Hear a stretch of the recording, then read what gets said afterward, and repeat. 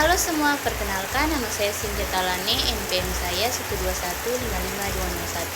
1215521230124. Saya dari Fakultas Ilmu Komputer Program Studi Informatika Universitas Kristen Indonesia Maluku. Di saat ini saya akan menjelaskan materi dari mata kuliah kalkulus, yaitu tentang kontinuitas fungsi.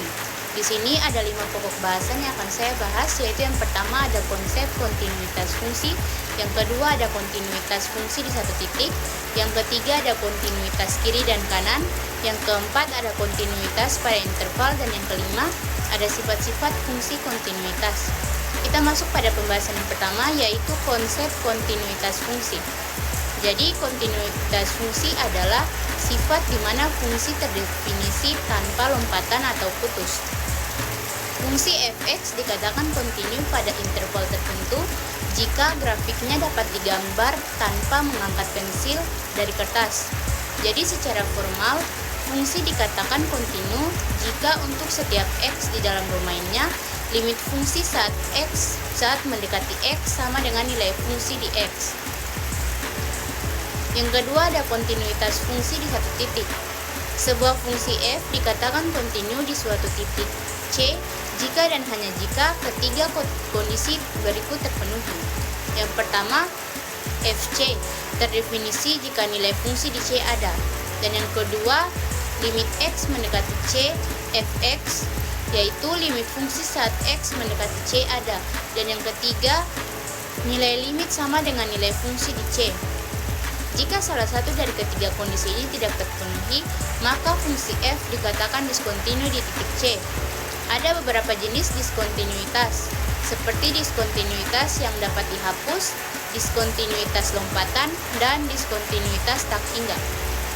Kita masuk pada pembahasan yang ketiga, yaitu kontinuitas kiri dan kanan. Kontinuitas kiri adalah sebuah fungsi f dikatakan kontinu di kiri di titik c jika limit fungsi saat x mendekati c dari kiri sama dengan nilai fungsi di c.